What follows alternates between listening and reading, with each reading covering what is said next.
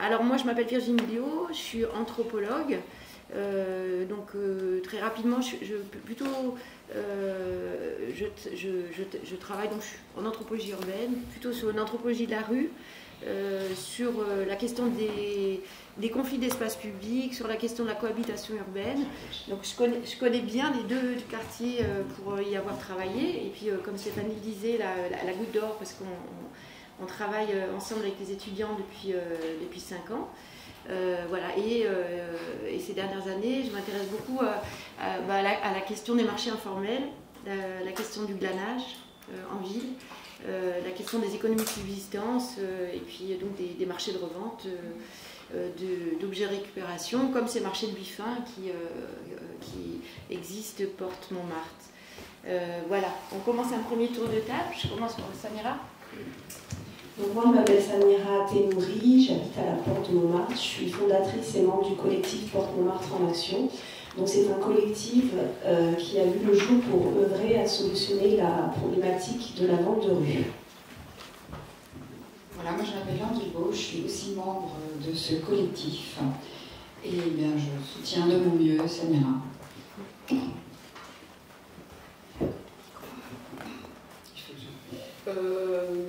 Bonjour, Anne Plouzenec, donc je travaille pour l'association Alage, qui est une association qui a essentiellement comme cœur de métier des chantiers d'insertion en espace vert. Et moi je suis responsable d'un jardin solidaire, donc un jardin partagé, collectif et solidaire à la Goutte d'Or. Le jardin existe depuis 2010. Philippe Calan, je suis photographe plasticien spécialisé dans l'architecture fictive et j'ai initié un jardin qui s'appelle le jardin de la Sommois dans le 18e, vers la Goutte d'Or, et je peux m'enorgueillir d'avoir piraté l'espace public sans autorisation, et j'ai fait du prosélytisme et végétal, et j'ai invité tous les gens du quartier à me rejoindre, et donc aujourd'hui on est 50 jardiniers dans ce jardin. Alors, je vais me permettre de prendre la parole. Je peux poser ce micro? Je préfère faire ça. Vous m'entendez si je pousse un peu la voix? Ouais. Juste peut-être rapidement, je vous propose de cadrer un petit peu, présenter un peu ces quartiers, parce qu'on a deux quartiers qui ont un certain nombre de points communs et puis des divergences. Avant de vous entendre sur la situation qui vous a poussé à agir. Ces deux quartiers donc, qui sont d'abord inscrits dans les dispositifs de la politique de la ville.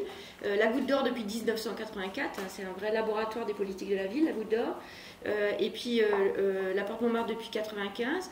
C'est vraiment deux quartiers très populaires dans les chiffres de la ville de Paris.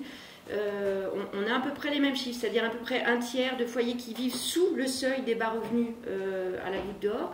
34,1% exactement, et à Porte Montmartre on a 33,7% pareil de population qui vit sous le seuil des bas revenus, donc deux quartiers très populaires où on a dans les deux quartiers une part de logements sociaux assez importante, 34,7% à la Goutte d'Or.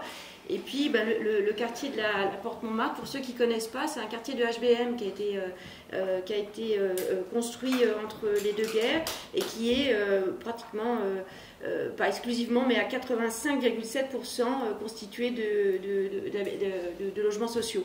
Donc je trouve que c'est quand même des éléments importants pour ensuite pouvoir dérouler les expériences.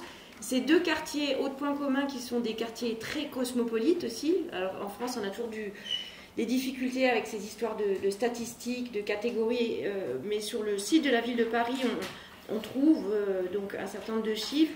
Pour la Goutte d'Or, 21,8% d'étrangers, donc je pense qu'ils comptent là des habitants qui ne sont pas nés en France.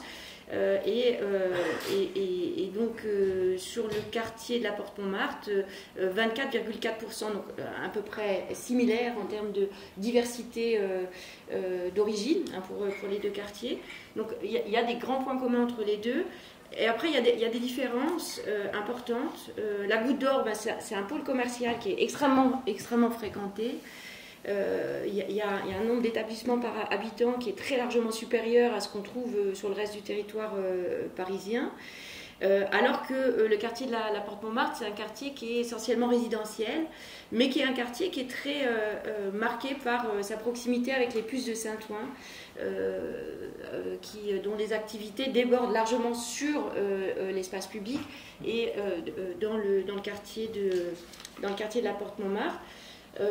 Un point commun entre ces quartiers, c'est que en fait, c'est deux quartiers qui constituent alors ce que Anne Rollin elle appelle des centralités minoritaires, ou ce que le collectif Rosa Bonheur de Lille appelle des centralités populaires, c'est-à-dire c'est vraiment des espaces qui sont des espaces ressources et qui permettent à des populations démunies de trouver des ressources matérielles, des ressources relationnelles, des repères, etc.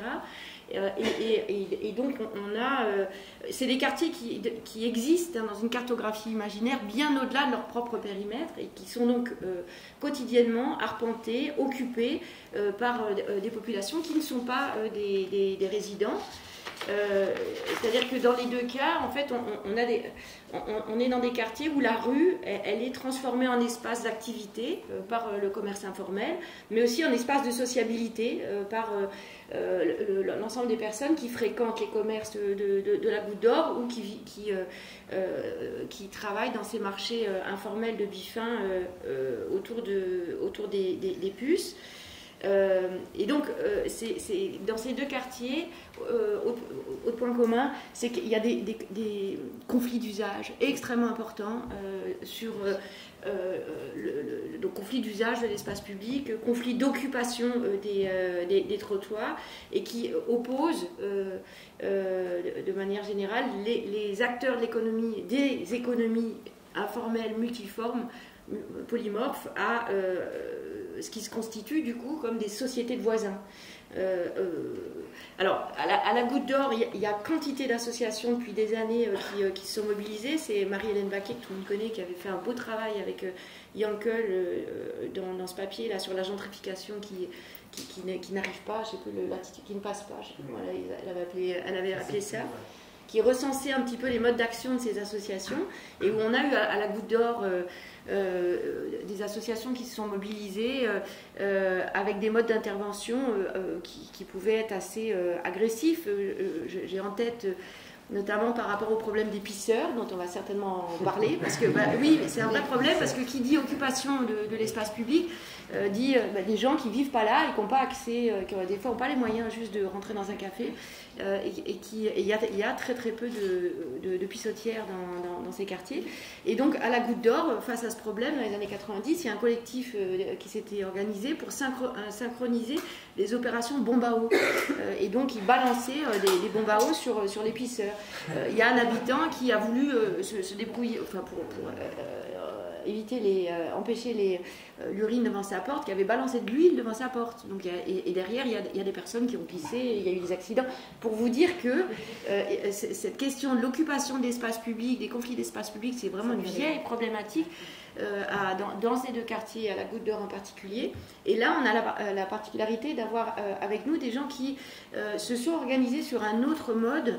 Donc c'est pas des bombes à eau qu'ils ont balancées et qui sont rentrés dans des logiques plutôt de négociation de l'espace public. Donc voilà, je m'arrête là, je vais pas être long. Mais du coup, je sais pas qui est-ce qui veut démarrer sur la situation qui vous a poussé à agir. Racontez un peu. Moi, je vais bien commencer. Samira. Alors moi, je suis désolée, j'ai pas l'habitude de prendre la parole, donc du coup, je me suis préparé un petit résumé. Il n'y a pas de souci. Alors, mesdames et messieurs, je suis honorée de prendre la parole aujourd'hui pour vous présenter le collectif Porte Montmartre en Action. Un collectif citoyen né en décembre 2022 d'un besoin urgent, reprendre en main notre quartier et agir ensemble face aux difficultés du quotidien. Tout a commencé lors d'une réunion sur le pouvoir d'agir des habitants où nous avons réalisé l'importance de nous organiser collectivement. Cette prise de conscience a été accélérée par un événement tragique, l'agression d'un enfant. Face à cela, nous avons réuni les habitants, les élus de la mairie du 18e et les députés. Ce jour-là, nous avons compris que si plusieurs problématiques affectaient notre quartier, la vente à la sauvette était la problématique la plus préoccupante car elle renforce l'insécurité et l'insalubrité. Depuis la création du collectif, nous avons mené de nombreuses actions et rencontres avec les élus locaux, la mairie et le préfet de police. Nous avons créé du lien avec les institutions en participant activement au conseil de quartier et en organisant nos propres cafés collectifs, des moments d'échange où nous pouvons partager nos préoccupations et nos idées. Nous avons aussi mis en place un suivi rigoureux en rédigeant des rapports réguliers avec des photos envoyées aux autorités compétentes. Ce travail a retenu l'attention du préfet qui s'est déplacé 3 fois dans notre quartier et a même accepté notre invitation à un café collectif le 13 février dernier. Lors de cette rencontre, nous avons pu exprimer notre désarroi et nos attentes, et le préfet nous a confirmé que la porte Montmartre était une priorité au même titre que la lutte contre le crack. Grâce à cette mobilisation, plusieurs avancées ont eu lieu. L'installation de barrières pour limiter l'occupation des espaces publics, déploiement des CRS dès que la situation l'exige. Mais nous savons que la répression seule ne suffira pas. La vente à la sauvette est aussi une problématique sociale. Nous avons donc sollicité les élus en charge de la solidarité à la mairie du 18e et la mairie de Paris pour envisager des solutions comme la création de nouveaux carrés des Griffins. Malheureusement, le volet social évolue plus lentement, mais nous continuerons à nous battre pour des raisons dignes et humaines. Par ailleurs, nous sommes extrêmement fiers d'avoir été invités à 2 reprises au GPO, groupe de partenariat opérationnel. Il est très rare qu'un collectif citoyen puisse participer à ce type de réunion stratégique et notre présence témoigne de la légitimité de notre combat et de notre engagement. Au-delà de cette problématique, j'ai également observé que de nombreux habitants achètent des produits d'hygiène et de beauté à la sauvette pour des raisons économiques. J'ai donc décidé de prendre une initiative personnelle en créant une boutique solidaire axée sur l'hygiène et la solidarité afin d'apporter une alternative durable et responsable. Ce projet a attiré l'attention du maire du 18e qui me recevra le 17 mars prochain, ainsi que du service du budget participatif qui souhaite l'accompagner. Mais ce dont je suis la plus fière, c'est que ce collectif a créé une vraie dynamique de solidarité. Il a permis de briser l'isolement, de renforcer l'entraide entre voisins et même de donner naissance à un autre groupe dédié aux problématiques du logement. Les quartiers populaires sont confrontés aux mêmes difficultés.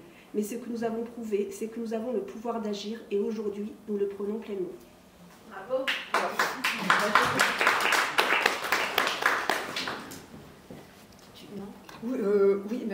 Alors donc moi je suis tout à fait en accord avec ce que vient de nous dire Samira. Je voulais effectivement rebondir sur le fait que c'est vraiment multiculturel, on en parlait tout à l'heure, on a des gens de tous les pays, de toutes les origines qui sont dans le quartier. Bon, maintenant, les gens de classe haute, moyenne, haute sont partis, puisque c'est vrai que là maintenant, les HLM, c'est vraiment un quartier, ce que je disais tout à l'heure en intervention, c'est vraiment un quartier qui est devenu quand même très très pauvre, hein, pour dire les choses telles qu'elles sont. Mais c'est vrai qu'on a réussi, grâce à Samira et à la constitution de ce groupe, à ce que tout le monde se parle. Moi, il y a des gens dans mon immeuble que je ne connaissais pas, que j'ai découvert et qui j'ai commencé à parler par l'intervention, parce qu'on se réunit. Et c'est vrai que c'était très important pour nous. On subissait en fait les vendeurs à la sauvette qui sont très très agressifs, c'est-à-dire que on évite de leur parler parce que tout de suite c'est les insultes. Alors ça va être l'insulte sexuelle, féministe, raciste, enfin on a le droit à tout. Ils urinent aussi, pareil, partout devant la crèche. On a une crèche qui est pas loin de l'immeuble où je vis, et devant la porte d'entrée, hein, ils urinent, voilà, ils ne font pas attention, les hommes urinent. On a des femmes qui entre 2 voitures se mettent accroupies, donc quand vous passez avec vos enfants, c'est toujours très charmant. Donc voilà, c'est la violence, et ils nous laissent un quartier, mais parce qu'en fait tout ce qu'ils récupèrent toute la semaine dans les poubelles de tout Paris, ben, ils viennent ensuite le revendre. Il y a même des camions, ils tiennent tout ça, tiens, vas-y, va vendre.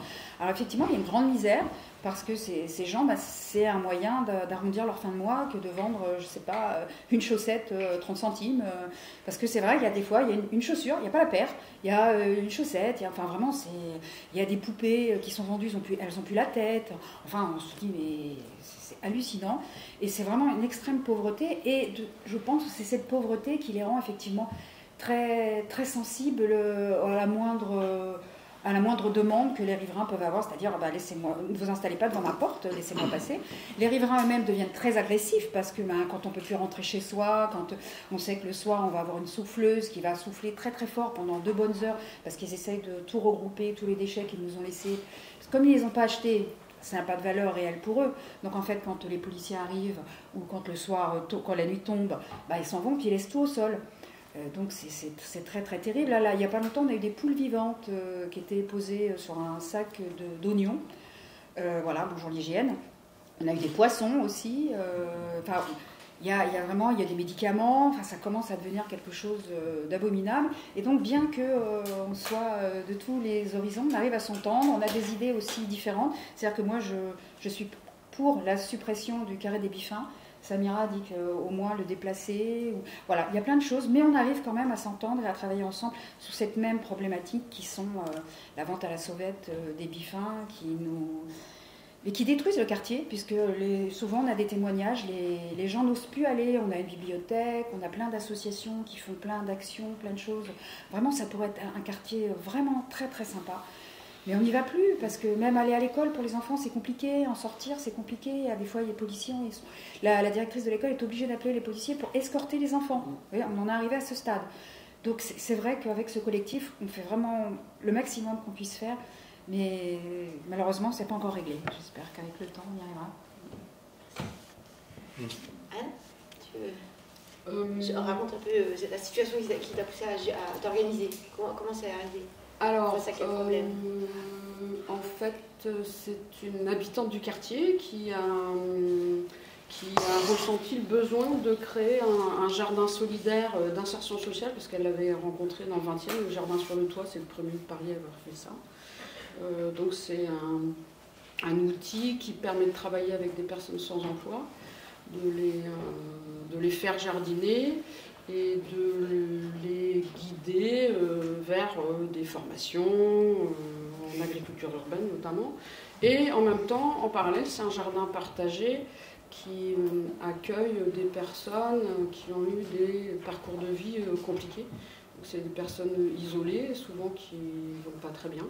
Et c'est un jardin un peu aussi où on peut se poser et être tranquille. Donc il y avait ces deux problématiques. Et puis aussi le cadre de vie, améliorer le cadre de vie, puisque la Goutte d'Or, c'est plein de petites rues. Effectivement, il y a très peu de toilettes aussi, donc il y a beaucoup de déchets déposés à chaque petit coin de rue, en fait. Donc voilà, il y avait ces trois problématiques. Et du coup, elle a trouvé un terrain à Paris Habitat. On a la chance d'avoir un terrain qui fait 300 mètres carrés. La terre n'est pas polluée. Donc ça nous permet mais là, alors c'est ce qu'il y a sur la rue. Mais voilà, t'as pas de photo du jardin? Alors j'ai pas pris de photo du jardin parce qu'on est là, on parlait de l'espace public. Donc le jardin, il fait 300 mètres carrés, il est en cœur d'îlot. Donc derrière le commissariat de la Goutte d'Or. Et au bout d'un moment, effectivement, par rapport au voisinage, pour faire parler du jardin, montrer le jardin aussi, on a voulu déborder. Et donc on a... alors c'est plutôt l'autre série de photos. Si tu peux, Romain. Moi j'ai que ça. Ah mince, il en manque une partie alors. Bon, c'est pas très grave, en même temps c'est la même rue. Et ça, donc on a débordé sur la rue un petit peu avec ce genre de bac là. Donc c'est assez touffu, on met pas mal de plantes et ça c'est un projet. Peut-être que sur les autres, il y a un avant, après. Ah bah non. Bon. C'est pas grave, il en manque la moitié. Okay. En fait, l'angle de rue, voilà, cet angle de rue-là était un dépôt d'ordures aussi, et aussi un squat pour un SDF qui a habité là pendant des années, en fait. Qui s'habitait. Ça, c'est une association qui travaille avec des enfants, en fait, tout l'angle de cette rue-là, qui s'appelle Ados. Et donc, ils nous ont appelés, quand on avait commencé, nous, à végétaliser notre rue. Ils nous ont demandé de végétaliser avec eux et de les accompagner sur ce projet. Et effectivement, il s'est posé la question de cette personne qui dormait là. Donc, nous, on travaille selon la méthode participative, donc on discute beaucoup de ce qu'on fait. Et on en a discuté avec les participants. Et on a dit qu'on ferait ce projet s'il y avait une solution proposée à cette personne, qui était hors de question qu'on vire les gens avec des pots de fleurs, en gros. Voilà, ça a été une décision qu'on a prise et on l'a tenue. Du coup, on a vu avec les services de la ville, les services sociaux, pour voir ce qui était possible de faire. Il a eu des propositions. À un moment, effectivement, il est parti. Et on a construit ce bac. Donc là, c'était tout récent. C'est une boîte à livres, en fait. Boîte à dons mélangée avec... et puis, il y a un graffeur qui a aussi peint les murs en même temps. Et voilà, après on a travaillé avec les jeunes du quartier, les jeunes qui font partie de l'association, les habitants, voilà, ça c'est les habitants, ça c'est les jeunes de l'association. Donc on s'y est mis, ça a pris pas mal de temps, on a pris notre temps, on a fait ça petit à petit. Et effectivement, dans le quartier, l'intérêt aussi, c'est que dès qu'on végétalise ou qu'on intervient sur l'espace public, en tout cas pour arroser des fleurs, tout le monde vient nous voir. Et tout le monde nous félicite, à part un ou deux mécontents, mais en général, les gens sont très très contents et ils nous remercient. Et donc, on les invite à venir aussi au jardin et à venir participer. Et voilà. Il y a une chose que je voulais dire aussi, parce que à la mairie du 18, on a quand même de la chance d'avoir un dispositif qui s'appelle Végétalisons notre 18e, qui est pris en charge par la mairie du 18e. Et on accompagne les habitants pour végétaliser devant chez eux. Les habitants déposent un permis de végétaliser et ensuite la mairie nous mandate, donc on est rémunéré par la mairie pour aller aider les habitants. Et donc on a fait ce genre de projet, on l'a fait dans plusieurs endroits et en total c'est du sur-mesure, quoi. D'un coin à l'autre, les problématiques ne sont pas les mêmes. Il y a des coins pipi, il y a des coins... Alors, et tout décline ensuite. Le choix des plantes, effectivement, va dépendre des mésusages qu'il y a dans la rue. On l'a fait devant le jardin de Stéphanie aussi. Alors là-bas, on n'a pas encore trouvé la solution idéale parce que c'est très, très compliqué. Nous, on arrive dans notre portion de rue à garder des bacs très végétaux, très verts, avec un choix de plantes évidemment persistant l'hiver. Et maintenant, on ne voit plus les bacs, on voit plus les plantes que les bacs, ce qui est quand même le but. Et parce qu'on est là tous les jours, en fait. Tous les jours, on enlève les canettes, tous les jours, on enlève le mégot. On le fait avec les enfants, on le fait avec les vieux, on le fait avec tout le monde. Et finalement, même quand je suis en vacances, les habitants continuent à le faire, parce qu'on les motive, et ça fait très longtemps. Donc il y a une prise en charge, une participation qui se fait, enfin une responsabilisation qui se fait sur leur rue en fait, et dans le jardin, dans leur résidence, et aussi ça déborde sur la rue. Donc ça c'est vraiment, pour nous c'est une réussite. Et ce qu'on peut dire c'est que la végétalisation là, dans ces coins-là a réduit de plus de 90%, je dis, les nuisances. Les nuisances, c'est-à-dire des pots d'ordures et utilisation en toilette. Donc pour nous, c'est vraiment très très positif, mais ça demande tout un tas de méthodes et de techniques et d'adaptations, parce que parfois, dans nos rues, il se passe certaines choses. Il y a des toxicomanes qui peuvent squatter là pendant 6 mois, après ils ne sont plus là, c'est d'autres personnes qui viennent pour les manger, enfin bon bref, il faut sans cesse s'adapter. Donc... Et effectivement, on a la chance que je sois salariée parce que je suis là aussi pour accompagner les gens. Et si j'étais pas là, je pense que ça n'existerait pas et que ça ne serait pas possible. Donc effectivement, le bénévolat, ça aussi ses limites, quoi. C'est-à-dire qu'à un moment, il faut suivre dans le temps long, en fait, avec les gens, avec les habitants. Comme on disait tout à l'heure, il faut les connaître. On finit par connaître les familles, par connaître les enfants, par voir les enfants grandir, et du coup, les gens nous connaissent et viennent plus facilement aussi. Et du coup, on finit par faire aussi de la médiation avec les bailleurs. Enfin, on a plusieurs rôles dedans. Et l'insertion sociale, enfin, en tout cas, là, dans notre jardin, et l'insertion sociale, j'ai beaucoup de stagiaires qui viennent apprendre un peu les bases de l'agriculture urbaine. Et j'ai aussi des gens, beaucoup d'hommes isolés, qui vivent tout seuls, qui mangent mal, qui vivent mal, qui ont une santé qui défaille. Et le jardin, en fait, c'est un outil où on peut pas travailler, mais les accompagner, leur proposer des choses sur toutes ces thématiques-là, et de façon simple et assez familiale, en fait, quoi. Et voilà. C'est déjà beaucoup, pardon.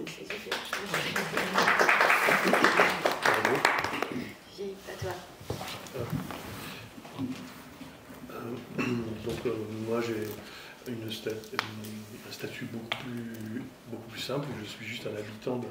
Pirate. Pardon ? Un pirate. Je ne suis pirate alors, mais je suis juste un habitant du 18e arrondissement, de la Goutte d'Or exactement, et plus précisément à la place de la Saumoire, qui est historiquement l'ancien lavoir où est installé l'espace où était installé le lavoir de Gervaise dans le fameux La Saumoire de Zola. Donc c'est un lieu historique qui a été plus ou moins remanié par un urbaniste des années 90 et qui n'avait pas conscience que ce genre de configuration urbanistique dans un tel endroit allait susciter que des problèmes et pas de choses positives, dans le sens où... Ah non, c'est pas ça, c'est après. Ouais, non. Voilà, ça c'était en haut. À droite, vous avez le jardin. Ah bah voilà, ça c'était mon... Pardon. Oui. C'était l'angle avant l'installation des jardinières. Là où il y avait le sans-abri qui habitait là. Donc il avait toutes ses affaires. Il était vraiment installé à demeure. Là. Je m'en souviens. C'est ça.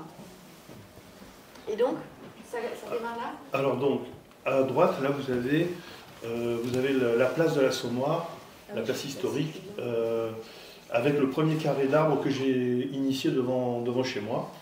Et en fait, comme vous le voyez, il y a encore des plaques en fonte autour des arbres. En tout, il y a 10 arbres sur cette place. Et j'ai profité de la pandémie et du vide juridique qui s'est passé à ce moment-là. C'est-à-dire que l'espace public est devenu un espace vacant, puisqu'il n'y avait plus de public. Donc je me suis dit, maintenant, ça y est, je peux m'accaparer l'espace, puisqu'il n'y a plus personne. Donc je me suis dit que là, c'était chez moi. Alors je vulgarise un petit peu le propos, parce que c'est vrai que quand il n'y a plus personne, on a tendance à vouloir s'accaparer un espace, surtout pour faire du jardinage. Donc j'ai enlevé toutes les plaques de fonte, et je les ai entassées, et entre deux confinements, j'ai commencé à faire ce petit carré de verdure, et ça a suscité une curiosité chez les habitants, que je n'aurais pas soupçonné initialement. C'est-à-dire que je l'ai fait naïvement, sans aucun idéal politique, sans aucune perspective, sans aucune ambition. En fait, je l'ai fait simplement pour végétaliser un petit bout de carré de terre devant chez moi, sachant que je suis locataire. Donc je l'ai fait, et puis les personnes venaient en me disant « Oh, c'est super ce que vous faites », et tout le monde me disait « Mais ça ne tiendra jamais ce que vous avez fait, le quartier est trop difficile ». Et quand je vous ai entendu parler toutes les deux tout à l'heure, j'ai cru que vous parliez de la place où j'ai fait ce petit carré, parce que c'est exactement la même problématique, sachant que cette place de l'Assommoir est toujours une place qui est héritée du naturalisme et de Zola, parce qu'elle est toujours, hélas, le témoin d'une difficulté et d'une violence, Une présence. une violence quasi permanente. Alors donc, je me suis un peu perdu dans ce que vous voulez dire, mais donc je me suis lancé dans cette entreprise, et j'ai invité tout le quartier à faire la même chose que moi, parce que les gens trouvaient ça super, et j'ai offert l'espace public à des voisins en leur disant, c'est super, j'ai dit, ben, tu vois l'arbre qui est là, ça fait 2 mètres carrés, à Paris c'est 10 000 € le mètre carré, ça te fait 20 000 €, je t'offre le bout de carré. Et donc les gens ils disaient, c'est à vous ici, j'ai oui, tout à moi. Et du coup, les gens se disent, ah non, mais je vais réfléchir, c'est pas possible, comment ça c'est un cadeau de 20 000 € comme ça. Puis après, le lendemain, je voyais le gars qui revenait, qui me disait, ah, j'en ai parlé à ma femme, elle est d'accord. Les accords sont partagés. Les accords sont partagés, on y va. Et j'ai dit, voilà, maintenant tu plantes, et moi j'arrose, parce que j'avais commencé à négocier avec la crèche qui est juste à côté, l'accès à l'eau, parce qu'un jardin sans eau, évidemment, ça ne peut pas exister. Donc, j'allais pas arroser aussi avec mon eau tout le périmètre. Donc, la crèche était très contente aussi d'avoir un jardin devant pour les enfants. Et donc, ça a fait boule de neige. En fait, tout le monde a voulu son petit carré de terre, et tout le monde s'est jeté sur le jardin pour avoir son petit carré. Donc j'ai dit, écoutez, alors tout le monde venait me voir parce que j'incarnais le pouvoir. Comme j'étais dans le jardin, on disait, ah c'est le blanc, le vieux blanc, c'est lui qui a le pouvoir. Donc ils venaient me voir, ils me disaient, qu'est-ce qu'il faut faire pour avoir le jardin? Alors je leur disais, écoutez, il n'y a rien à faire, vous vous installez, vous avez la place, et puis voilà. Ah mais il ne faut pas adhérer à un truc. Non, je dis non, il y a rien, c'est hyper ouvert. Du coup, j'en ai déduit que c'était le jardin le plus apolitique et à la fois le plus politique, puisque au départ il était apolitique, et puis c'est devenu politique. Mais en fait, j'ai accepté absolument tout le monde dans ce jardin, toute appartenance politique, religieuse, raciale, enfin, je veux dire, tout était possible dans ce jardin. Et ça, évidemment, c'était une utopie. Ça s'est retourné un petit peu contre moi, pour revenir à ce que disait Simon tout à l'heure quand il avait dit qu'il avait été éjecté de son propre jardin.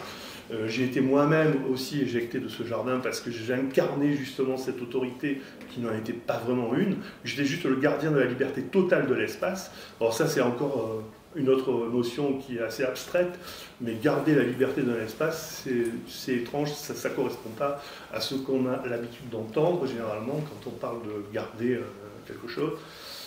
C'était pas une appropriation personnelle, au contraire, je voulais absolument que ce jardin soit un jardin public et qu'il le reste. Parce que certains jardiniers que j'avais invités avaient cette fâcheuse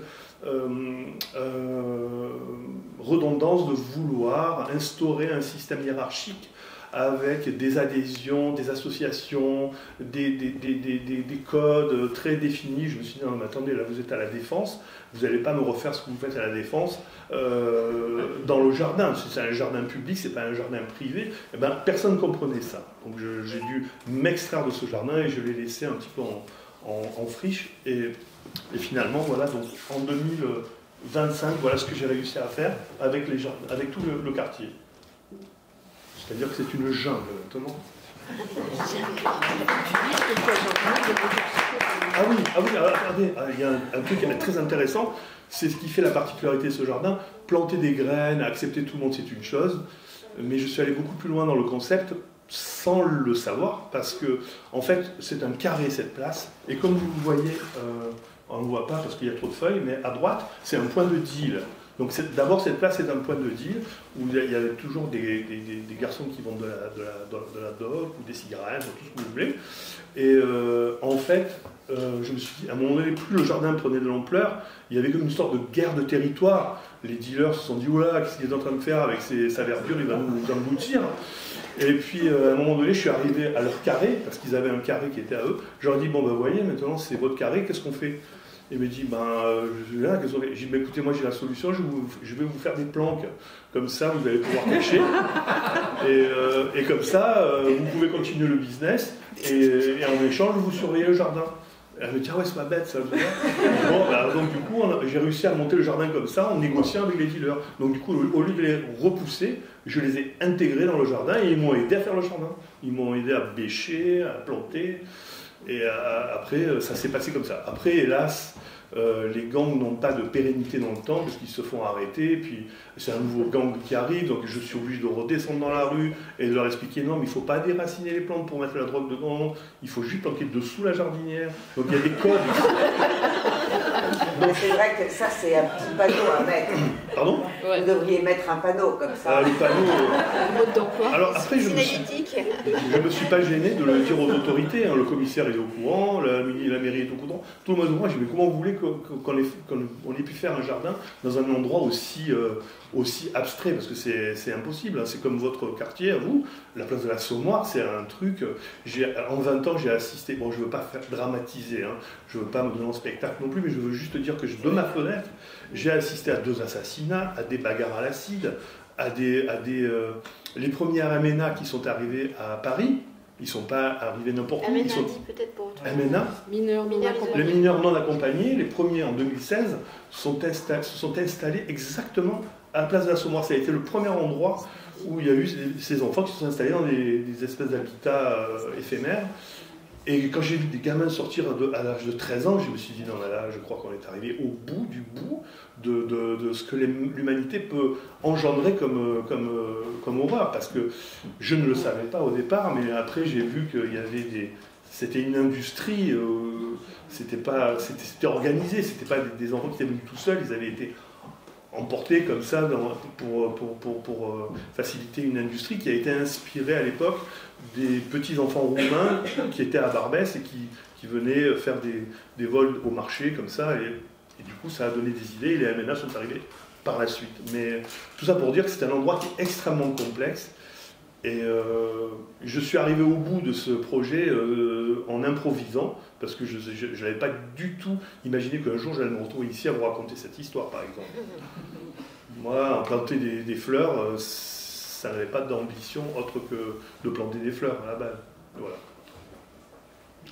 Merci Philippe. Puisque tu as ouvert le chapitre des négociations, peut-être qu'Anne en rebond peut nous raconter comment toi tu as fait pour justement négocier l'espace public, les jardinières, le choix des plantes. Je sais que tu as réfléchi là-dessus, tu as changé beaucoup les plantes, certaines étaient systématiquement arrachées. Je sais que toi aussi, comme Stéphanie, même problème, les plantes arrachées pour cacher de la drogue, c'est... oui, on apprend en faisant en fait, hein. On expérimente sur le tas avec l'actualité de ce qui se passe sur le terrain, mètre carré après mètre carré, parce que chaque mètre carré est différent. Oui, effectivement, mais un peu comme Philippe, nous on a d'autres, du coup on a un peu végétalisé plusieurs coins, puis il y a des habitants qui passent, puis qui nous disent venez chez nous faire pareil et tout ça, donc on s'étale un petit peu. Et effectivement, on a une habitante qui est dans une autre portion de la rue où il y a beaucoup aussi de toxicomanes. Elle les connaît tous en fait. Elle leur parle et maintenant ils mettent tous dans la poubelle leurs trucs. En fait, ils arrachent parce que ce qu'il faut savoir c'est que les toxicomanes qui prennent du crack ont besoin des petites pipettes de bâton qu'on mettait avant dans les stéribox et qui n'ont plus. Donc en fait, ils adorent les bacs végétalisés et ils piquent les petites branches en fait pour nettoyer leur pipe à crack. Bon, et on ne comprenait pas, à un moment, on voyait les arbustes qui se disaient mais qu'est-ce qui se passe quoi? En fait, c'est ça. Donc, elle leur met un petit pot avec plein de petits bâtons, elle leur a expliqué. Ils ont fini par lui expliquer que c'était pour ça qu'ils abîmaient les plantes, parce qu'il fallait comprendre. Et en discutant avec eux, ça va beaucoup mieux. Là, on est en train de construire des bacs là où ils s'installent. Et ils ont dit qu'ils allaient venir nous aider et tout ça, qu'ils feraient attention, qu'ils ne mettraient pas de poubelle dedans. Enfin, vraiment, elle arrive à avoir une relation parce qu'elle habite là, parce qu'elle nettoie tous les jours. Voilà. Et elle a noué une relation. Et bon, ça fonctionne. Après, bon, pas tout le temps. Voilà. Mais comme quoi, c'est vraiment les relations vraiment avec les gens. Et nous, on a commencé par un bac dans un coin, pipi. Hein, là-bas, oui. L'idor, c'est un gros souci, un gros sujet dans tous les conseils de quartier. S'il n'y a pas une demi-heure où ça parle de pipi. Bon, bref. Et donc, on a écouté aussi les habitants qui, au premier étage, ils ne pouvaient pas ouvrir les fenêtres, au deuxième non plus, quoi. Donc, on a commencé par ce bac-là d'angle. On a bloqué l'angle. On avait fait tout un cheminement avec l'élu aux espaces verts à l'époque. On mimait la personne qui avait envie de pisser, un homme évidemment, et on disait non, là, si tu mets le bac comme ça, moi je vais aller là, non. Et donc on a créé. Donc pas d'angle droit jamais, pas de recoin jamais, et des angles, et on refait une circulation en fait dans un trottoir qui est carré, on recrée une circulation où en fait il va ailleurs. Ça ne règle pas le problème du quartier, mais ça règle le problème de cet angle-là. Bon voilà, donc c'était marrant. Et puis pour les plantes, effectivement, on s'est rendu compte avec plusieurs collectifs aussi du quartier que les plantes arrachées, les plantes volées, souvent c'était pas ni les toxicos, ni les jeunes du quartier, mais c'était la petite mémé qui passait et qui faisait un petit tour pour enlever le plant tout proprement. Et évidemment, le petit plant de primevère, le petit plant de fleurs très jolies, roses, jaunes, c'est ceux-là qui se font voler. Donc nous, on ne met plus du tout de fleurs à couper. On ne met plus que des arbustes, donc persistants, parce qu'il faut effectivement que ça reste vers l'hiver, sinon ça finit encore en poubelle. Et il ne faut jamais que la terre soit propre, il faut toujours qu'il y ait ou du paillage, ou des feuilles mortes, des branchages, parce que sinon les toxicos, ils pensent qu'il y a de la came planquée dedans, donc ils vont gratter. Enfin, c'est tout un... Enfin, chez nous, c'est comme ça. Il y a peut-être d'autres problématiques et d'autres solutions à trouver. Et donc des plantes plutôt des arbustes, avec des... On essaye de jouer plutôt sur les couleurs des feuillages et des hauteurs, et bon, voilà. Il y a une question brûlante au fond. Ouais, pardon. Bonjour, Association Biblique Environnement Caméra de l'écologie populaire. Bravo pour vos super projets, c'est incroyable. Moi j'ai une question qui concerne 3 publics. Je vous laisse répondre qui veut sur le public qui veut. Comment est-ce que vous faites? Alors, déjà sur le public des bifins, il existe des assos de bifins comme Améliore, etc. Est-ce que vous travaillez avec ces associations-là? Plutôt qu'à titre individuel, est-ce que vous travaillez avec des collectifs? Première question. Deuxième question, autre public, c'est le kidam moyen. Tu parlais des petites mamies qui volaient des fleurs, mais après, entre ceux, les chiens, par exemple, ils vont pipi, quelqu'un, après ça le ramasse. Alors voilà, comment vous gérez aussi le kidam moyen? Et la troisième phase, c'est plutôt avec la collectivité, la mairie. Donc quand tu t'installes, tu disais carrément que tu enlevais les plaques laiton et tout ça. Comment est-ce qu'on peut négocier ça? Est-ce qu'on peut faire face à des amendes, voilà, ou au contraire, est-ce qu'on peut co-construire? Voilà, la collectivité, c'est pas simple. Est-ce qu'on peut négocier avec la collectivité? Vous parlez du pipi, mais est-ce qu'on peut négocier des installations publiques comme au travers du budget participatif sur les pissotières ou... J'en sais rien. Il y a le sujet collectivité, le sujet kidam moyen et le sujet BIFIN. Je sais pas comment... C'est vaste, hein, super. Ouais. Merci. Peut-être qu'on, Samira, sur la négociation avec les collectifs de BIFIN. Je ne sais pas si tu arrives à faire la différence entre les vendeurs à la sauvette et les BIFIN. Ah, d'accord. En tout cas, moi, je fais la différence. Les BIFIN, c'est géré par l'association Astéria, l'association Aurore, excusez-moi. Non, Aurore. C'est pas Améliore. À la Porte Montmartre, c'est Aurore. Donc là, c'est géré, c'est structuré, c'est propre, ça ne nous embête pas. C'est sous le pont, ils ramassent, il y a une cotisation. Enfin, je veux dire, ce carré-là, il ne nous pose pas de problème. Ces vendeurs-là ne nous posent pas de problème. D'ailleurs, on les a invités à plusieurs reprises dans des réunions. Le carré des BIFIN, ce n'est pas un problème pour nous. D'ailleurs, on voudrait en créer d'autres.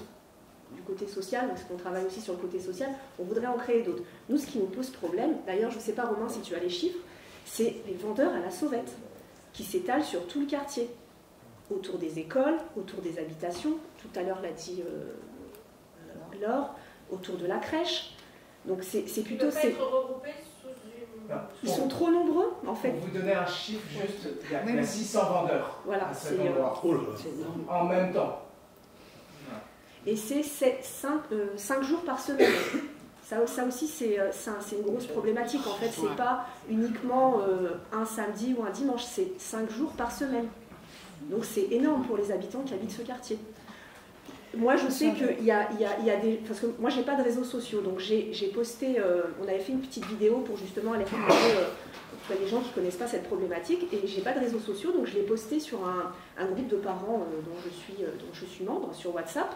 Et en fait, on m'a dit, mais moi, j'y passe à vélo, moi, je ne vois pas la problématique. Mais en fait, vous n'y habitez pas. En fait, quand on n'habite pas ce quartier, on ne peut pas ressentir ce que nous, on ressent, en fait. Elle l'a très bien dit, Laure, c'est du matin au soir, des fois jusqu'à 11h, on entend la souffleuse qui nous débarrasse de toute la saleté qu'ont laissé les vendeurs à la sauvette. Donc il y a vraiment cette problématique qui nous pose, nous, problème, en fait. Pour des personnes très individualisées, il n'y a pas une structure... J'interviendrai. En fait, ce qui se passe avec les BIFIN, c'est que quand ils sont apparus, peu importe la raison, ils étaient juste les week-ends, et juste sous le pont qui mène à Saint-Ouen et au marché Opus. Au début, tout se passait bien. Et je pense que petit à petit, il y a des gens qui se sont dit « Ah, bah c'est pas mal ça ». Je reviendrai sur le fait qu'ils ont une cotisation à payer, c'est 5 € par an, les BIFIN. Donc vraiment, c'est très carré, très organisé, il n'y avait pas de souci. Ils ont des toilettes aussi, donc vraiment, là, il n'y a pas de souci. Et petit à petit, des gens se sont dit « Ah, bah c'est pas mal, il y a des gens qui vendent là, c'est pas loin des puces, tout ça ». Et petit à petit, toute une population est arrivée. On a d'abord vu des Roumains arriver quand la Roumanie est entrée dans l'Europe. Et puis ensuite, ça s'est beaucoup développé après la crise du Covid. Et là, on se retrouve à des quantités de gens qui sont là, individuels, qui viennent. On a même dû, enfin, pas moi, pas notre association, mais les BIFIN se sont protégés, c'est-à-dire qu'ils sont derrière des grilles, juste sous le pont du périph', parce qu'ils ne voulaient plus être associés et mélangés à tous ces gens individuels qui viennent de tous les quartiers de Paris, hein, c'est hallucinant, et qui viennent, presque de France, oui, et qui viennent le matin, ça peut commencer à 7h du matin, et ils sont là jusqu'à des fois 11h le soir. Alors il y a des populations qui changent, c'est-à-dire que la population du soir, elle est encore plus violente que celle des pauvres airs qui viennent vendre, comme je vous disais tout à l'heure, une poupée Barbie sans tête, une chaussure. Et ceux-là, ils sont avinés, drogués, ceux qui ramènent des médicaments. Ceux-là, ils sont vraiment très, très, très violents. Et donc, c'est vrai qu'on fait une grosse différence entre les BIFIN. Et c'est pour ça que moi je disais que c'est un petit peu eux, involontairement, qui ont amené cette situation. C'est pour ça que je disais que j'aurais bien aimé qu'on les délocalise et qu'ils soient ailleurs, à un endroit peut-être où déjà ils ne seront plus en prison. Parce que je vous assure, imaginez un pont, la largeur du trottoir, et tout le pont est fermé, avec des grilles, des grosses grilles oranges. Donc même pour eux, c'est pas une situation très agréable. Passer la journée, tout le samedi ou tout le dimanche dedans, c'est pas extraordinaire pour eux. Et ils sont envahis partout. D'ailleurs, on n'a plus accès au trottoir, nous, parce que tous ces gens qui viennent de l'extérieur sont installés sur les trottoirs. Et vous, si vous voulez traverser, une maman qui a un enfant avec nous dans notre association handicapée, donc elle est avec un gros fauteuil, elle est obligée de descendre sur la rue pour pouvoir traverser, pour pouvoir avancer si elle a besoin d'aller dans Saint-Ouen pour passer sous le pont. C'est des situations très très compliquées. Et ces gens, c'est individuel. Donc quand les policiers passent à notre demande, ils se sauvent. Ils font un baluchon rapide et puis ils se sauvent ou ils laissent tout à l'abandon.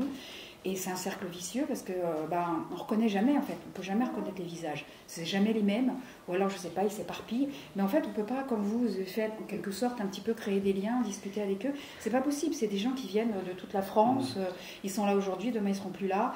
On ne sait pas pourquoi ils viennent, on ne sait pas ce qui les a attirés. Et c'est extrêmement difficile d'obtenir quelque chose et de pouvoir négocier comme vous le faites. On voudrait bien, mais on sait très bien que aujourd'hui c'est possible, on négocie avec une personne et demain, toi tu avais discuté avec une dame qui vend, alors il n'y a que la dame qui vend son café et puis des petites brochettes qu'elle a régulièrement et qui te racontait que effectivement c'est pour survivre qu'elle vend ça parce que ça lui rapporte un petit peu de sous. Mais voilà, à part cette dame, on connaît personne. Mais c'est une vraie question. Je vais me permettre, non pas pour avoir un discours de surplomb, mais juste un témoignage. Moi, j'ai travaillé sur ce quartier il y a 15 ans. Et c'est une vraie question que vous posez. C'est-à-dire, est-ce qu'il y a des collectifs et ces collectifs se créent. Il y a 15 ans, il y a un collectif qui s'appelait Sauf qui peut, qui s'est créé sous la porte Montmartre. Et c'est un collectif qui a été créé à l'initiative de vendeurs. Et c'est les vendeurs eux-mêmes qui ont inventé le terme de bifin. Ils sont allés chercher le déterrer dans les livres d'histoire pour organiser leur lutte. Donc, ça a été un collectif créé par des bifins et des habitants. Parce qu'à l'époque, il y avait une situation de ras-le-bol, il y avait des situations de grande tension, de grande violence sur le quartier. Et ça n'avait pas changé. Avec un appel à la répression, ça n'a pas changé non plus. Mais il y avait aussi des habitants qui sont mobilisés parce qu'ils cherchaient justement des alternatives à la répression et qui sont allés à la rencontre des bifins.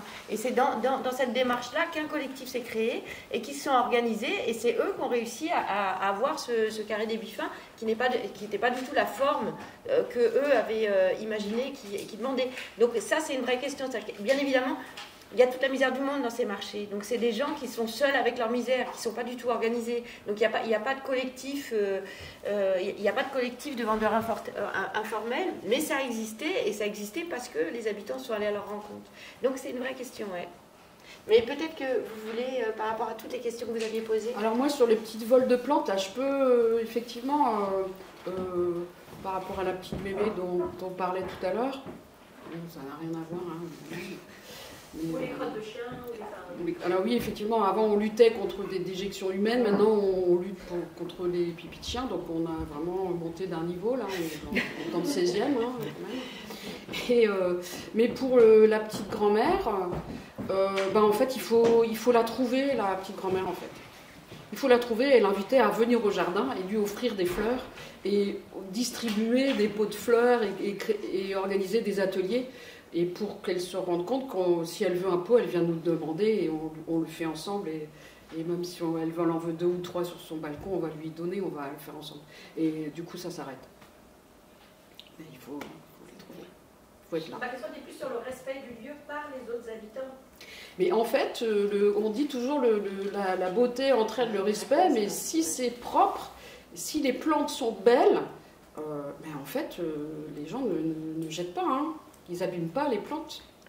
Tu peux bien très bien ce que ça fait aux habitants, aux voisins.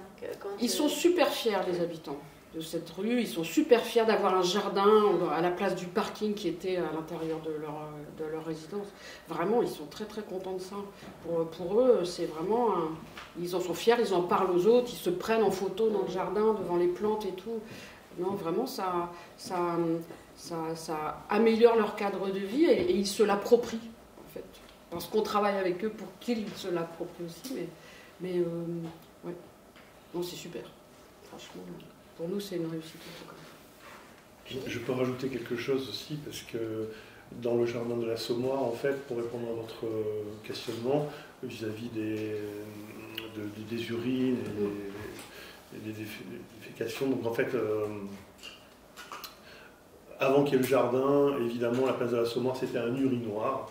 Donc tout le monde venait uriner ici et aussi faire d'autres choses. Et à partir du moment où on a commencé à le végétaliser, ça s'est un petit peu calmé. Mais en revanche, on s'est rendu compte que les gens faisaient leurs besoins dans les jardinières et dans la terre. Donc du coup, maintenant on sait que l'urine c'est un engrais et c'est de l'azote, et donc c'est très bon pour les plantes. Et je vous invite à regarder la beauté des rhubarbes. Parce que ça c'est dans un coin, et ça je peux vous dire qu'il y a tout Barbès qui vient uriner sur ce coin-là. Regardez comme elles sont belles, ces rhubarbes. Donc il y a toujours une solution positive à un fait négatif. On ne peut pas repousser systématiquement le mal par une répression ou par un... Il faut toujours essayer d'intégrer, mais alors je vous dis c'est utopique d'intégrer, parce que parfois je suis en position de me désintégrer aussi, parce que parfois c'est inextricable. J'ai manqué me faire casser la figure des centaines de fois, parce que évidemment quand je dis à un gars n'urine pas ici, vise plutôt la terre que la porte de la crèche, évidemment ça suscite une certaine tension entre l'urineur et moi-même, donc je suis obligé d'expliquer que c'est mieux d'uriner sur la terre que sur la porte de la crèche. Et puis finalement j'y arrive, la personne tourne et elle pisse de l'autre côté, donc du coup, mais c'est une action de tous les jours. Tous les jours, c'est le jardin de Sisyphe. Ça vous dit quelque chose, je présume, le rocher que l'on monte et que l'on descend perpétuellement. Et dans le jardin de la Saumore, il y a des personnes qui sont dévouées à l'espace public. J'ai jamais vu ça de ma vie. Ce sont des personnes qui viennent nettoyer, des citoyens, des habitants, dont je vante les mérites, parce que moi-même, je n'aurais pas le courage de faire ce qu'elles font. Elles viennent nettoyer tous les jours, le matin. C'est une armée de dames qui adorent leur quartier, qui sont là depuis 50 ans ou 60 ans. Et ce jardin arrive comme un espèce de paradis dans un endroit minéral où il n'y a rien d'agréable. Cette place, elle est sinistre, on peut le dire. Mais maintenant qu'il y a un jardin, les gens revivent et ils viennent le nettoyer en permanence. Donc du coup, petit à petit, je m'aperçois que les habitants commencent à prendre le pas et même les personnes qui jetaient les canettes dans les jardinières commencent à comprendre qu'il ne faut pas les jeter parce qu'ils voient une dame en train de les nettoyer, une dame du quartier. Donc par respect pour cette personne, ils le jettent dans la poubelle, mais c'est du long terme. Voilà. C'est-à-dire que ça ne se fait pas comme ça en tapant des doigts. Par rapport à la collectivité, pardon. Excusez-moi, il y a deux autres questions. Pour savoir si quelqu'un peut répondre sur la collectivité. C'est la même question sur la partie collectivité, pardon. Moi, effectivement, moi je travaille en collaboration avec la mairie du 18e plutôt bien en fait là-dessus. Puisqu'ils nous aident, on suit les projets, on a des commissions régulières. Et puis, donc on a une charte d'accompagnement des habitants. Quand on va créer des bacs suite à un dépôt de permis de végétaliser d'habitants, on les suit pendant 1 an. Donc ça, c'est quelque chose mais qui n'existe que dans le 18e, en fait, d'après ce que j'ai entendu.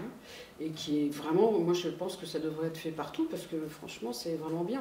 Et ça nous permet de voir les 4 saisons pour les plantes aussi, de voir quelles plantes ont tenu, lesquelles, par rapport aux mésusages, lesquelles il faut peut-être changer. Enfin bon, bref, il faut être vraiment souple. Mais on arrive à travailler avec eux en tout cas. On le force aussi parfois, parce qu'on les invite beaucoup à inaugurer nos bacs, à ce qu'ils viennent voir aussi. Mais en tout cas, ils sont plutôt contents de ça, et c'est plutôt pas mal. Après, il y a plein de solutions, mais en tout cas, ils font confiance aux associations quelque part pour faire cette espèce de médiation là, sur du long terme, ce qui nous va bien à nous. Alors, il y a 2 questions. On a le temps pour les 2, Romain ? Oui, bien sûr. Oui, merci pour vos interventions. J'avais une remarque qui est suivie d'une question. La première remarque, c'est qu'au vu des 3 exemples qui sont cités, je trouve qu'on voit bien aussi les besoins en termes de moyens aussi pour arriver à traiter cette question-là. On est alors là, en l'occurrence, sur les 2 projets qui sont plutôt sur la Goutte d'Or, donc c'est un angle de rue, une placette en fait. L'autre c'est une avenue, je connais mieux le côté voilà, c'est presque un quartier entier. On parlait de 600 personnes. Et si je ne me trompe pas, du coup, enfin, vous êtes salarié de la structure. Vous avez commencé quand c'était le Covid, vous aviez du temps, etc. Aujourd'hui, je ne sais pas comment vous arrivez à continuer à donner du temps et voilà, tout ça de manière bénévole aussi. Et c'est aussi de ce que je comprends, parce qu'il y a tout un engagement habitant, mais on est sur quand même un espace assez restreint. Donc voilà, je voulais mettre ça aussi en avant, la question des moyens humains, sous-tend la question aussi des moyens financiers, forcément, parce que du coup, s'il y a un emploi, ça nécessite de le rémunérer, face à des collectifs d'habitants qui ont leur vie ailleurs, et face à un territoire aussi large que ce qu'on peut voir sur l'avenue de la Porte de Montmartre et sur le quartier de la Porte de Montmartre. Du coup, ma question qui vient, donc c'est plutôt pour vous, Laure et Samira, au-delà donc du résultat qui peine à voir, du changement qui peine à se faire voir, qu'est-ce que ça produit pour vous personnellement de vous être impliqué là-dedans? Est-ce que je vous vois quand même, vous êtes du coup super engagé sur plein de sujets, et même du coup au-delà de cette question-là, est-ce que pour vous ça participe, parce que le sujet était l'engagement aussi du colloque, donc est-ce que je me demande dans quelle mesure ça participe à un engagement, à vous aider à vous engager pour la société, pour même plein d'autres sujets, ou au contraire est-ce que ça vous démobilise et ça vous décourage toute cette lutte, comment vous personnellement ça impacte sur votre notion d'engagement? Alors ça peut me décourager, je ne vais pas mentir. Ça m'a d'ailleurs découragée il y a 1 an, je crois, Romain, que tu nous as rejoints. Ouais. Et, 1 an et demi. 1 an et demi. Et en fait, le fait que Asteria nous ait rejoints, ça a reboosté en fait le collectif. Et du coup, le fait que ça a reboosté le collectif, ça m'a reboosté également. Et en fait, à chaque fois que j'ai un coup de mou, je le dis en fait ouvertement sur le groupe. Par exemple, là, j'avais besoin de faire une pause sur les rapports qu'on faisait à la préfecture et à la mairie de Paris, enfin à la mairie du 18e. Et en fait, il y a une membre du collectif qui a repris le relais, en fait. Donc, c'est à force de discuter. Et en fait, je crois qu'à l'heure actuelle, j'ai pas envie d'être démotivée parce que je vois qu'en fait, il faut du temps. C'est ça, en fait, il faut du temps. Et je suis sûre qu'on aboutira à des belles choses. D'ailleurs, on a déposé un budget participatif sur lequel on est lauréat, donc on est fiers de ça. Il y a plein de choses en fait qui sont en train de mûrir. On a déposé un super cahier des charges pour le quartier, en Béguerre-en-Quartier. Et ça, je suis sûre que ça va aboutir. Mais je sais qu'il faut du temps parce que moi, je relance souvent la mairie du 18e. D'ailleurs, au dernier conseil de quartier, votre collègue, je ne sais plus, qui est au budget participatif, a dit une phrase, ouais, de toute façon Samira elle lâche rien, et en fait effectivement je vais rien lâcher parce que moi je suis portée par des gens qui attendent beaucoup en fait derrière moi, et j'ai envie d'avancer, et je suis sûre que ça va aboutir, et je sais qu'il faut du temps et de la patience, voilà. Mais je peux parfois mais je suis relayée, et ça c'est génial quoi. Et on est très écouté par la mairie du 18e, il y a aussi ça qu'il faut mettre en avant. Parce que souvent, on pense qu'il y a peut-être un petit blocage qu'il va y avoir de ce côté-là, mais en fait, la préfecture, enfin, je veux dire, le préfet, il est quand même venu boire un café avec nous, quoi. Enfin, je veux dire, c'est pas rien. C'est vrai qu'il y a ce côté sécuritaire, mais c'est quand même... Enfin, c'est une fierté aussi pour nous de se dire, bah, nous, on est des petits gens, en fait, mais en fait, il vient à notre rencontre. Parce qu'il était venu, en fait, il est venu à 3 reprises. La 3e fois, en fait, on a été prévenu de sa présence. Et en fait, on a discuté sur un bout de trottoir, et moi, en fait, j'ai pas trop apprécié, en fait, parce que je me dis, non, c'est pas comme ça que tu dois nous rencontrer. Nous, on a envie de te rencontrer, mais dans des conditions dignes, quoi, pas sur un bout de trottoir. Et en fait, tout simplement, je lui ai dit, monsieur le préfet, voilà, nous, on organise des cafés collectifs avec les membres, est-ce que vous souhaiteriez venir à un café? Et il m'a dit oui. Donc, et de là, harcèlement de mails pour qu'ils viennent, et en fait, il est venu, quoi. Il est venu, et on a pu échanger, on a pu discuter, et c'était génial, quoi. Ouais, il nous soutient, ça, il n'y a pas de problème. Ouais. Le souci, hein, c'est toujours la même histoire, c'est-à-dire que c'est quand même des humains, on voit bien qu'ils sont très très pauvres, c'est la misère pour ces gens. et qu'est-ce qu'on peut faire pour eux, et puis pour nous aussi, parce que nous on est en souffrance, eux sont en souffrance. Et donc c'est vrai que quelque part, moi personnellement, je les voyais comme, entre guillemets, des ennemis quand je sortais de chez moi, qu'ils étaient là.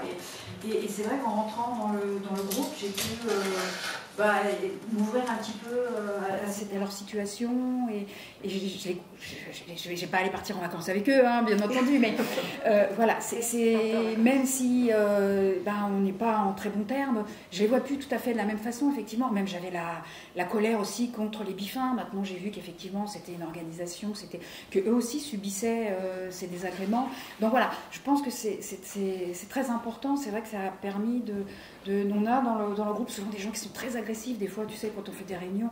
Et petit à petit, en discutant avec eux, en les croisant, alors qu'avant je ne les connaissais pas, je ne leur parlais pas, là, du coup, ah bonjour, ça va, voilà. Il y a un hôtel qui a été construit il n'y a pas très longtemps, du coup, on est plusieurs à s'être regroupés dans l'hôtel, on fait des réunions, on monte sur la terrasse, on boit un café, voilà. C'est des gens que je ne connaissais pas, que j'avais jamais vus, c'était boulot, métro, dodo, et puis je fuyais un petit peu le quartier quand je voulais sortir. Et là, du coup, c'est vrai que ça nous a ouvert un petit peu à d'autres gens. Et puis à la misère, c'est-à-dire que, effectivement, il faut qu'on trouve une solution pour ces gens, mais quelle est-elle? Parce que s'ils viennent là, c'est pour se faire un petit peu d'argent. Et je ne sais pas, moi je ne suis pas de la mairie. Le préfet nous a quand même utilisé des mots un petit peu forts. Qu'est-ce qu'il voulait faire pour s'en débarrasser, mais Éradiquer, voilà. J'ai repris gentiment en lui disant, voilà, donc en fait, on est là pour solutionner la sauver, pas pour l'éradiquer. En fait. Voilà, si vous voulez, c'est ça. Juste pour mettre un frein, en fait, que nous, on n'est pas là contre la misère, en fait. On essaie justement de pouvoir vivre comme vous le faites. À un moment, tout à l'heure, je disais à Samira, je suis admirable de faire pareil. Écoutez, franchement, je ne mérite pas une médaille. Mais par contre, ce que je peux vous conseiller de faire, c'est de repérer quels sont les chefs de réseau, parce que c'est une industrie. Ça change tellement. Là, c'est pas de la vente de cigarettes. C'est quoi? C'est de la vente d'objets récupérés. C'est les poupées, c'est une chaussure, c'est comme je disais, une poupée sans tête du poisson, On avait encore 2 questions et comme le temps file, je me tais. Merci beaucoup pour vos témoignages qui sont vraiment très inspirants. J'avais une question un peu dans la continuité. Donc là, c'est votre engagement et je trouve ça vraiment très admirable. Et ma question, c'était plus pour Anne. Déjà, je ne sais pas comment vous êtes arrivée à vous occuper de tout ça. Et comment, en fait, un emploi a été pérennisé pour s'occuper de tout ça. Donc c'était plus la curiosité de comprendre comment ça s'est mis en place. Bonne question. Peut-être on va prendre la deuxième question dans la foulée.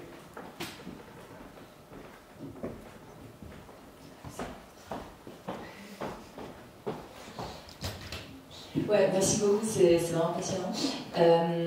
Moi, la table ronde s'appelait négocier l'espace public ou quelque chose comme ça, en tout cas avec le terme de négociation. Du coup, en vous écoutant, je me demandais, c'est quoi ces négociations concrètement, quoi. Et vous allez me dire, mais moi, de ce que j'entends, je vois un peu 2 trucs. Je vois le fait de faire avec.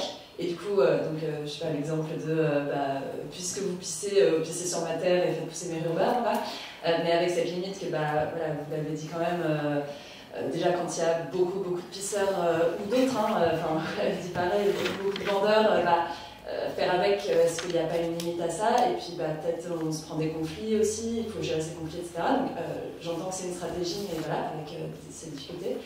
Et il y en avait une autre que j'entendais, c'est plutôt le déplacement, quoi. Donc quand Anne, tu disais, on fait un cheminement et les pisseurs passent dans une autre rue, mais du coup le déplacement, ils vont ailleurs. Et donc déjà on chasse, donc quelque part on prend le pouvoir sur l'espace public aux dépens d'autres personnes qui ont peut-être le droit de l'utiliser aussi, quoi. Et puis on déplace, et donc les nuisances finalement se sont déplacées. Donc c'est ce que j'entendais aussi dans vos désaccords internes sur les vendeurs. Est-ce que c'est pour les déplacer ailleurs? Est-ce qu'on fait... voilà. Donc déjà, est-ce que j'ai bien compris là ces 2 types de stratégies? Est-ce que vous en voyez d'autres? Et puis les 2 ont des limites, du coup, comment on choisit entre les 2? J'imagine que ça dépend du contexte et en fait des moments. Mais... Alors, la question institutionnelle, peut-être, comment on arrive à être salarié pour s'occuper d'un jardin et... Alors en fait, donc c'est à l'âge, l'association qui me rémunère, c'est une association 1901. Moi j'ai un contrat qui s'appelle Adulte Relais, qui dépend de la préfecture et qui vient d'être supprimé. On a appris ça il y a 1 mois. Voilà. Donc c'est un emploi aidé, c'est un des derniers emplois aidés qui reste. C'est dans ce cadre-là qu'on a pu me salarier. Et après, mon parcours, en fait, moi, je suis arrivée dans l'association, là, dans ce jardin, il y a 5 ans. Mais moi, j'habite le quartier depuis 30 ans et j'y travaille depuis pratiquement 30 ans. Donc, je connaissais bien déjà tous les partenaires, je connaissais très bien le territoire. Et donc, voilà. Et je jardinais de façon privée avant d'arriver. Et donc, j'ai appris en même temps que tout le monde. Le jardinage un petit peu professionnel. Mais voilà. Donc c'est vraiment ces emplois aidés, c'est une vraie question de financement. Oui. Si j'avais pas cet emploi, je ne serais pas là, je pense. Ils n'auraient pas pu me salarier. D'ailleurs, Stéphanie, on a essayé, hein, ils ont eu un salarié aussi, emploi aidé. Bon, c'est compliqué en fait. Quoi. Ouais, c'est compliqué. On a très peu de jardins qui ont des salariés. Enfin, on dépend beaucoup de l'emploi en fait. Donc c'est là-dessus qu'on est financé, plus que sur la végétalisation en fait. C'est l'association qui a fait la démarche de oui. faire la documentation. Oui. Son déplacement peut-être. Sur les modalités de négociation faire avec. Les modalités, moi je pense qu'il faut faire avec, il faut négocier tout le temps, puisqu'on est des quartiers de négociation, tout le monde négocie, donc il faut forcément négocier et il faut s'adapter à l'ambiance de l'espace. C'est l'espace qui nous dit que c'est ce qu'on doit faire de toute façon. La place de la Sommoire, c'était un endroit, c'est une erreur d'urbanisme qui n'était pas du tout adaptée au réchauffement climatique, aux problématiques de migration. Les années 90, c'était pas ça la problématique. Donc du coup, la place, elle est restée dans les années 90 avec des nouveaux enjeux qui ne sont pas en cohérence avec l'espace. Donc qu'est-ce qu'on fait avec ça ? Donc il faut se poser la question de savoir comment minimiser les chocs de civilisation aussi. Déjà, ça va beaucoup plus loin que le fait d'un jardin. Si je puis dire, le jardin tel qu'on est en train de le réfléchir ensemble aujourd'hui, c'est un mini-laboratoire de géopolitique dans lequel toutes les caricatures de l'humanité sont concentrées. Et donc le problème de l'urine, pour revenir à ça, j'ai entendu dire que dans quelques années, notre civilisation allait séparer les eaux grises des eaux noires. C'est-à-dire que dans nos maisons, on ne fera plus nos pipis dans les toilettes, mais dans un récipient spécial qui ira directement chez les agriculteurs pour remplacer les pesticides et les produits dangereux. Et donc, quand je dis un laboratoire, ce jardin, finalement, en incitant les gens à faire pipi dans la terre, on est un petit peu en avance sur la réalité. Voilà. Vous devriez contacter nos collègues d'Ocapi, on a un programme sur l'utilisation des urines dans l'agriculture. Ouais. Ah ben, ça pourrait les intéresser. Donc, vous savez, moi je suis... C'est vrai que sur le terrain, on peut pas faire tout seul. On a besoin d'une coordination avec tous les services de la ville, en fait. Hein. On a besoin avec les services de la propreté, on a besoin avec les services de la voirie. Si nous on lutte pour ça et qu'il n'y a pas de poubelle dans la rue, ce qui est le cas, puisque en fait, en tout cas à Paris, ce que j'entends, c'est que la politique est plutôt d'enlever les poubelles, puisque les poubelles, une poubelle sur la rue entraînerait trop de dépôts. Donc ils ont tendance à en enlever, ce qui me paraît complètement aberrant, puisque nous, dans le quartier, on a lutté depuis très longtemps pour qu'il y ait des poubelles. Avant, il n'y en avait pas du tout, des poubelles de rue. Et chaque poubelle de rue, elle est pleine en 2 heures. Donc c'est que les gens mettent dans les poubelles quand même. Et moi, j'ai déjà vu des personnes qui jetaient une canette dans un pot de fleurs et je leur disais « Ah, monsieur, mais nous, on jardine, là, il faut pas... Si vous pouviez mettre dans la poubelle. » Je dis « Ah, mais moi, on m'a dit qu'il fallait pas mettre par terre. » Donc, il faisait bien, il voulait bien faire, en fait, le monsieur. Donc, on a besoin aussi d'éducation, d'expliquer, en fait. Ça manque beaucoup dans les villes, je trouve. Hein. J'ai vu un exemple en Belgique où il y avait sur un marché où il y avait un gros problème de poubelle et ils avaient déguisé des gens ils étaient dans des gros costumes de canard ou je sais pas quoi, c'est des Belges, et ils allaient dans les rues expliquer aux gens « mettez dans ma poubelle » en chantant et tout, mais tout le monde était mort de rire et les gens mettaient dans les poubelles, mais c'est ce genre de petites choses qui nous manquent aussi sur l'espace public, quoi. Enfin, beaucoup d'éducation et Bon, voilà, on essaye de faire les services de la propreté. Ils ont un service où ils viennent faire des stands, à toutes les fêtes de quartier, ils sont là. Ils ont des petits jouets à distribuer et tout, mais c'est pas anodin, c'est très important. Il va falloir conclure. Est-ce que tu as un dernier mot? Oui, alors un dernier mot, effectivement, pour le déplacement, on a fait mettre des barrières au niveau de la porte de Montmartre pour réduire parce qu'on a d'immenses trottoirs. Pour les réduire, il n'y a plus qu'un seul passage. Donc ils s'installent sur les passages, mais les 600 personnes ne peuvent plus s'installer et les grilles sont fermées. Donc en fait, maintenant, ils se déplacent vers effectivement l'avenue de la Porte de Montmartre, vers la station de métro Angélique, de tram Angélique Compoint, jusqu'à la Porte de Montmartre. Et ce qui fait que c'est d'autres personnes, d'autres immeubles qui récupèrent ces gens-là. Mais c'est pour ça que c'est un vrai problème social. Ce n'est pas en les déplaçant qu'on arrivera à solutionner ça. Oui, ils iront ailleurs. Et je veux juste rajouter une petite chose pour soutenir Samira et vous. Quand j'ai entendu dire que vous alliez présenter un vote participatif, le jardin de la Soumoire, nous l'avons initié il y a une dizaine d'années, du temps de Delanoë, et on avait récupéré 7 votes. Donc on s'est fait dégager. Non, mais on est déjà lauréat. Oui, tout ça. Et en fait, le jardin de la Saumoire s'est représenté à un vote participatif en 2023, et on a été lauréat aussi. Okay. Et donc, merci à la ville de Paris, qui vous êtes ici, je crois, parce que sans la ville de Paris, on ne serait peut-être pas encore là où on en est, mais la ville de Paris nous a amené l'eau et a dépavé la place. Ouais, donc ça, c'est pas moi qui l'ai fait, c'est la ville de Paris, quand ils ont vu qu'il y avait un intérêt majeur à le faire. Voilà. Bien, merci à toutes et à tous. Merci.